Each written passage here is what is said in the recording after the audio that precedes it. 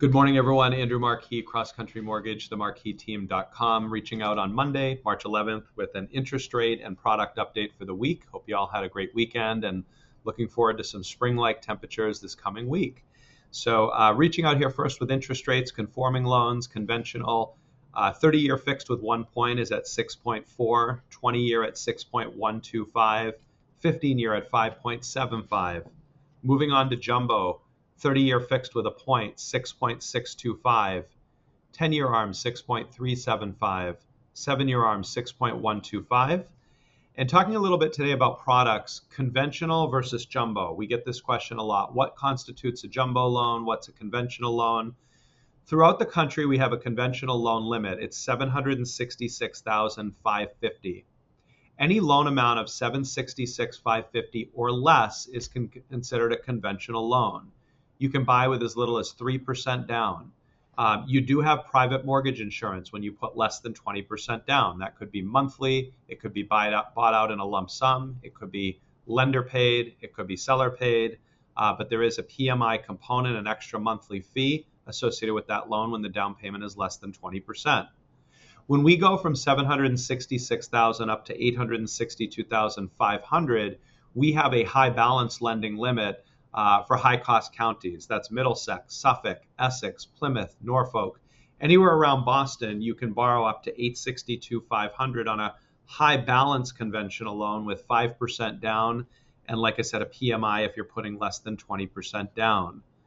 Now, when we go above these loan limits, or above the 766, I should say, we have jumbo loan options. Jumbo loans are a little different in the sense that you generally need 10 to 20% down.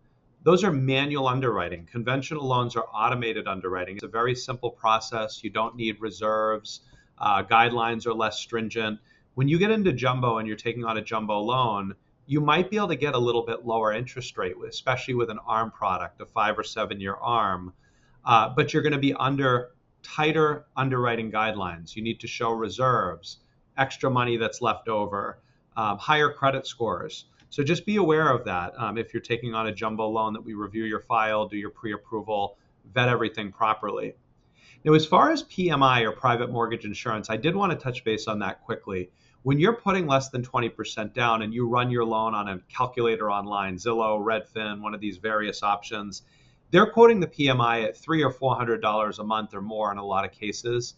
PMI in most cases could be $100 a month. It could be $50 a month.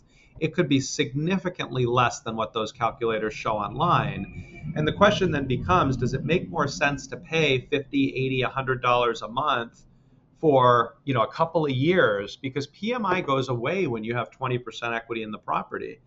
Does it make more sense to pay that for a couple of years, buy the house now, then wait 3-4 years to save 20% down just to save that $75 a month that you only would have paid for 2 or 3 years, right? And avoid the property value going up another $50,000, $100,000 as properties appreciate in the Boston market, interest rates go down, et cetera.